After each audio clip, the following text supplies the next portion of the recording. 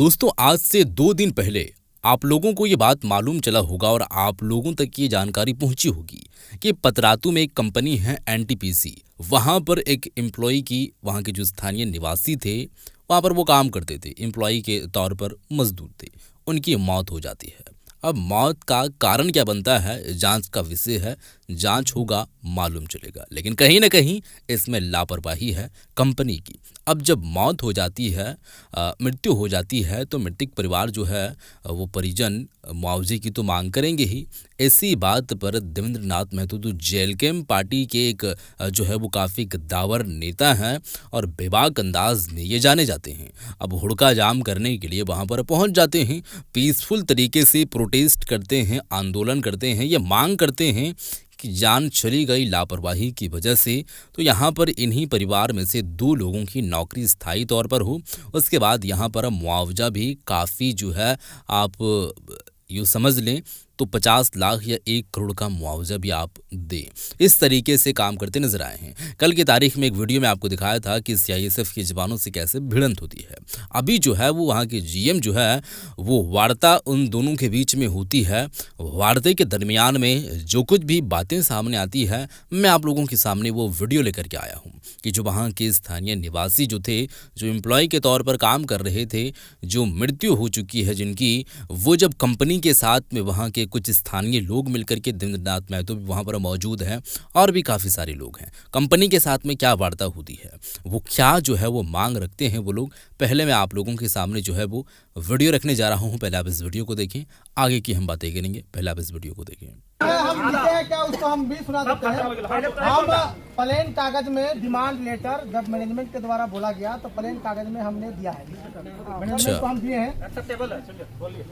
ये जो है से हम लोग का आपस में जो भी बात हुआ उसमें बरसुआ के भी कुछ लोग थे, सारे लोग थे वहाँ पे, और हम लोग ड्राफ्टिंग करके मैनेजमेंट को व्हाइट पन्ना में हम लोग देने का काम किया। अच्छा, तो उसमें देखिए जो भी अगर डिमांड दिए हैं उसमें अगर सभी लोग हैं यहाँ पे, अगर कुछ सुधार भी अगर होना चाहते हैं तो यहीं पे सब लोग बोल सकते हैं, कोई दिक्कत नहीं है। पहले अब क्या उधर दिया है तो उधर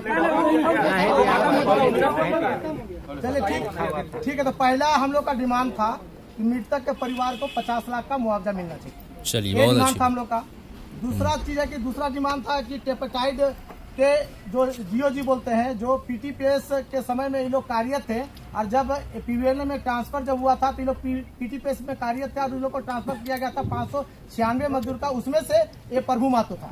अच्छा। तो उसमें टेपेटाइड के अनुसार जो समझौता हुआ था उसके अनुकूल इसको हम लोग नौकरी का डिमांड किए हैं। यथावत जहाँ पर जो है उसी पर हम लोग टेपेटाइड के तहत उसको उसका परिवार को रोजगार देने की व्यवस्था, ये मतलब हम लोग का डिमांड में था।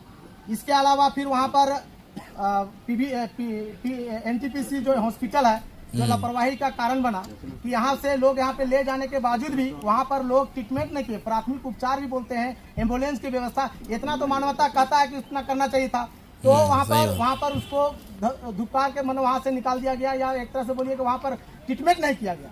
और आनंद फानंद में जो उसके साथ थे, उसके साथ में जो थे तो ब्लॉक ले गया गया, वहीं पर उसका मृत्यु, वहाँ पर जो डॉक्टर देखा बोला कि पहले इसका देहांत हो चुका है, मृत्यु घोषित कर दिया। जब फिर हम लोग वहाँ पे गए तो वहाँ जाने के बाद जो है ऐसे हम लोग सारे गांव के लोग थे, सब लोग थे, भैया कि जहाँ पर इसका मृत्यु हुआ है वहीं पे हम लोग चलिए, और वहाँ पर ही हम लोग बैठ के बातचीत करके जो भी बातें होगी, जो भी पॉइंट होगा, सारा चीज लिख के हम लोग मैनेजमेंट को दें। तो फिर वहाँ से फिर हम लोग यहाँ पे लाए। तो और उसके परिवार का जो है उसका पेंशन की व्यवस्था ये भी वहाँ पर डिमांड में लिखा हुआ है। और इसमें अगर लगता है कि और भी कुछ अगर सुधार करना है या और भी डिमांड अगर कुछ करना है तो आप लोग बोल सकते हैं। यहाँ मैनेजमेंट के लोग भी बैठे हुए हैं और हम लोग बैठे हुए हैं, सारे लोग बैठे हुए हैं, जो भी समझौता होगा सबके सामने होगा। अच्छा, यही बात। प्लस में सुबह से ही हम लोग यहाँ पे लगे हुए हैं, हम ना अभी तक ना खाए हैं, पिए हैं, ना कुछ किए हैं, और विधायक जी को भी आए हुए हैं, और सारे लोग गाँव के सारे लोग यहाँ पे आए हुए थे, सुबह से यहीं पे हैं। तो सारे लोग यहाँ पे हैं, जो भी बातें करना है या जो छूटा हुआ है बात को रखते हुए आगे बात को बढ़ाएं। नहीं वो अलग चीज है, वो अलग पॉइंट था। यहाँ सीसीटीवी कैमरा लगा हुआ है, चलिए सीसीटीवी कैमरा लगा हुआ है, इसको जांच करके कौन अधिकारी है, कौन उसको चढ़ाया, क्या है, वो हो सके दिखेगा तो जांच करके उसके दोषी को करवाई जाएगी। 2-3 पॉइंट ऐड कर देखिए अभी पता नहीं ESIC स्कीम चल रहा था आपके यहाँ से, जो भी एम्प्लॉई डेथ हुए हैं, ESIC में इन्वॉल्व है ना, उनके तहत में उनका वाइफ का पेंशन रेगुलेट होना चाहिए। अच्छा। तो ESIC का नॉर्म है, उसके आधार पर 30 का 90% पेंशन रेगुलेट होता है। जो भी ESIC एजेंट होंगे आपको उनको इमीडिएट बुलाइए, या फिर ग्रुप इंश्योरेंस हुआ होगा, अगर पेटी कॉन्ट्रैक्टर के अंदर में काम करता होगा तो ग्रुप इंश्योरेंस प्रोवाइडर को बुलाइए। और जो डिमांड में है, जो भी इसका माइनर एज का बच्चा होगा, माइनर एज का है कोई बच्चा, मतलब खर्चा जो भी हो वो उनको दिया जाए। अच्छा। मृत्यु का जो रिस्पॉन्सिबिलिटी है, एक मिनट मेरा बात सुन लीजिए, मृत्यु का जो रिस्पॉन्सिबिलिटी है वो कंप्लीट मैनेजमेंट का है। आप सुरक्षा कारण के चूक के वजह से ये मृत्यु हुआ है, ये आपको सब- एक्सेप्ट करना होगा। सही बात है। मृत्यु कैसे हुआ है, कोई जवाब दे, मतलब है कोई यहाँ पे कोई जवाब दे सकता है? कोई है उनका प्रत्यक्षदर्शी, कोई देखा है, कोई है? जो कोई भी होगा, कोई भी उसका पार्टनर होगा। 2 जन था ना, वो कौन था जो बोला? कंपनीज एक्ट 1948 सेक्शन 38 में ये क्लियर प्रावधान है कि बिना सेफ्टी सुपरवाइजर का कोई काम नहीं कर सकते हैं। लेकिन यहाँ पे सेफ्टी सुपरवाइजर का नहीं रहने की वजह से ये घटना घटा है। सही बात है। ड्यूटी पीरियड में थे वो, ये लापरवाही है। ड्यूटी पीरियड में थे ना सर। उसके बाद जो मुआवजा का प्रावधान है पीएफ स्कीम के तहत में, पीएफ उनका क्या कट रहा था, नहीं कट रहा था, ग्रेजुएटी नॉर्म आप क्या फॉलो करते हैं, इन सब प्रावधानों को रखते हुए जो उचित मुआवजा बनता है किशोरदा रखे हैं, वो किस आधार पर रखे हैं। बट जो इंश्योर्ड नॉर्म होता है मुआवजा का, उस आधार पर हम बात करते हैं। आदमी का रिटायरमेंट एज कितना बचा हुआ था, उम्र कितना हो रहा था उनका? 42 साल हो रहा था, लास्ट ईयर 18 ईयर। बाकी उसका मंथली इनकम कितना था? 17,000 रुपया था। हम 17,000 मानते हैं सर। 17 इंटू मल्टीप्लाई कर दीजिए 12, 1 ईयर का उसका सैलरी आ जाएगा। रहता bread earner, single bread earner था अपना फैमिली का, उसी के भरोसे पूरा फैमिली चल रहा था।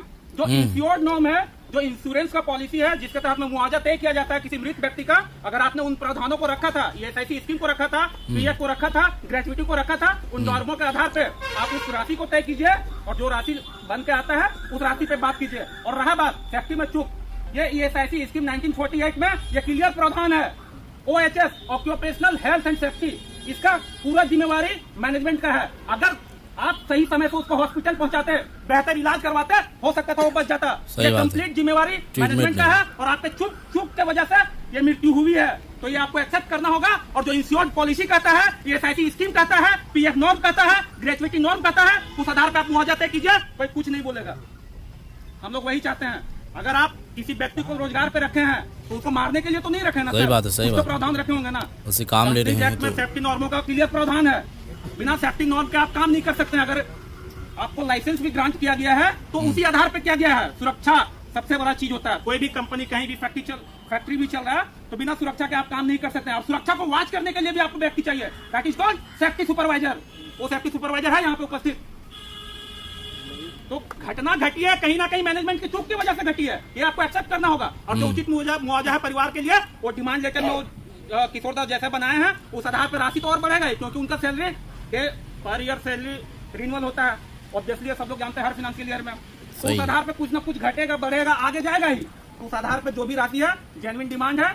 जो अगर ESIC स्कीम नहीं है होता तो स्वतः आप ESIC एजेंट है जो किए होंगे उनको बुलाइए, उसके तहत में वो पेंशन ऑटोमेटिकली वो रेगुलेट करवा देंगे, उस पर कार्रवाई होगा जैसे होगा। और जो इंश्योर्ड पॉलिसी है उसके तहत में इनका मुआवजा तय कर दीजिए। पीएफ स्कीम क्या बोलता है, ग्रेजुएटी 1526 बाई जो नॉर्म है उस आधार पर मुआवजा तय करा दीजिए। हम लोग ग्रामीण कुछ नहीं बोलेंगे। बहुत अच्छी बात ये है। डिमांड है सर। अब बाकी आप लोग देख लीजिए। उसी में ऐड करके इसको सहमति बना लीजिए। हाँ, अब इसी में देख लीजिए क्या है नहीं है। जो जेन्युइनिटी है, ये नहीं कि कुछ भी हम लोग कुछ भी लिख रहे हैं 4 करोड़ 10 करोड़, वो एकदम नहीं मांग रहे सर। जो इंश्योर्ड नॉर्म है, अगर एक बाइक से भी आप किसी का दुर्घटनाग्रस्त हो जाता है सर, इंश्योर्ड पॉलिसी के तहत में उसको करोड़ों का मुआवजा का प्रावधान है। अगर उसका लेफ्ट ईयर अगर रिटायरमेंट एज का 30 साल बचा हुआ है तो उसका डिपेंडेंट फैमिली भी होता है, उस आधार पर मुआवजा तय होता है। सही बात। मंथली अर्निंग क्या है उस आधार पर साल का अर्निंग तय होता है। उसके बाद में फिर जो लेफ्ट ईयर रिटायरमेंट एज का उस आधार पर मुआवजा तय होता है। उसके बाद जो डिपेंडेंट फैमिली है, बच्चा है, बीवी है, उनका भी उसमें ऐड होता है। उसी आधार को हम फॉलो करने बोल रहे हैं और कुछ नहीं। जो इंश्योर्ड पॉलिसी है, अब बिना सेफ्टी नॉर्मों को पालन किए हुए, बिना इंश्योर्ड नॉर्मों को पालन किए हुए अगर आप कंपनी चला रहे हैं तो फिर पूर्णतः गलत है। तो आपको जो डिमांड दिया जाता है उस चीज पर कंसिडर कीजिए और उस लेवल का टॉक कीजिए जो हो पाता है। आप लोग देखिए उस पर और उस पर कंसिडर कीजिए। और ग्रामीण और हमारे जनप्रतिनिधि विधायक जी भी यहीं मौजूद हैं और बाकी और भी दल के नेता लोग हैं, सब लोग उसी पे हम लोग अड़िग हैं। विधायक जी क्या बोल रहे हैं सर?